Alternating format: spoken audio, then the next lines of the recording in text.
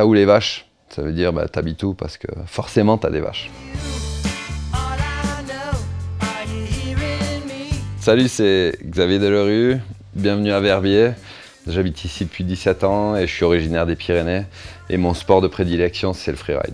Le freeride, c'est du ski ou du snowboard qui se fait en hors-piste. Donc ça veut dire qu'on va dans la montagne. Le but, c'est de voir une montagne qui n'est pas tracée et de trouver un itinéraire de montée, mais aussi de descente. La première fois que je suis venu à Verbier, c'était en 2002 pour l'Extrême de Verbier, donc, qui est la compétition mythique du milieu du freeride. J'avais énormément d'amis snowboarders qui vivaient ici, qui faisaient que me parler de Verbier, du Valais, de tout ça. Et j'ai commencé à filmer pas mal dans la région et petit à petit, je suis vraiment tombé amoureux de l'endroit. Il y a un côté que j'adore à Verbier, c'est ce côté international en fait. Il peut y avoir les financiers de la planète entière, de toutes les capitales européennes qui sont là, qui adorent le freeride, mais surtout il y a tous les ski bums qui sont là, qui sont passionnés, qui bossent un petit peu dans tous les cafés, les chalets, les restos, qui font la plonge le soir mais qui vont skier toute la journée et qui font la fête à fond et ça amène vraiment un côté qui a donné une âme à Verbier et sur laquelle j'ai accroché dès le début, dès mon arrivée ici.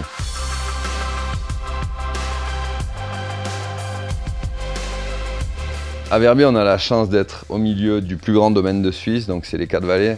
Donc il y a énormément de choses à faire. Donc, au-delà du freeride, il y a tout le ski de rando, il y a le parapente, moi c'est quelque chose que j'aime beaucoup. Sur le domaine de Verbier, il y a 3 massifs, le massif des Atlas, après un petit peu plus haut le Mont Gelé qui est un téléphérique qui offre un accès seulement freeride. Et après, il y a le Montfort, donc c'est le point culminant. Donc de là-haut, on voit un petit peu toute la Suisse. C'est un endroit qui est vraiment puissant. Le bec des Roses fait partie de ce massif du Montfort. Ce qui rend ce bec des Roses si spécial, c'est la forme de la montagne. Une face qui est très raide, qui offre énormément de possibilités. Au-delà des plus hauts pics, des descentes les plus extrêmes, pour moi, quelque chose de super important, c'est de pouvoir sortir de chez moi, aller me balader dans la forêt, aller faire un petit coup de rando, aller prendre l'air. Je pense que je ne vais pas révéler un secret, la gastronomie locale, c'est le fromage. Chaque village ici a sa laiterie.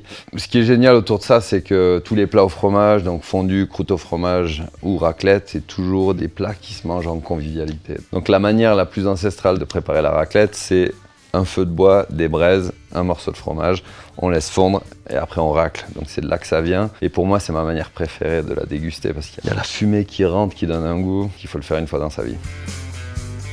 Mes restos préférés à Verbier, donc d'un côté en ville, il y a un fer à cheval, c'est l'endroit où tout le monde se rencontre. C'est un petit peu un restaurant emblématique de Verbier. Et après, à côté de ça, j'aime bien aussi les restos qui sont un petit peu perdus dans les bois. Donc il y a chez Dany, il y a le Marlena, donc j'aime bien, ça permet, c'est une bonne excuse pour aller faire une petite rando, se retrouver dans la forêt, manger une bonne croûte. Si je pouvais résumer Verbier, je dirais que Verbier, c'est le contraste, quoi. Donc le contraste entre le côté chic, le côté sportif, c'est situé plein sud-ouest, on a des couchers de soleil de fou. Verbier, c'est un petit îlot qui est hors du monde, hors du temps, qui fait que je suis le plus heureux du monde.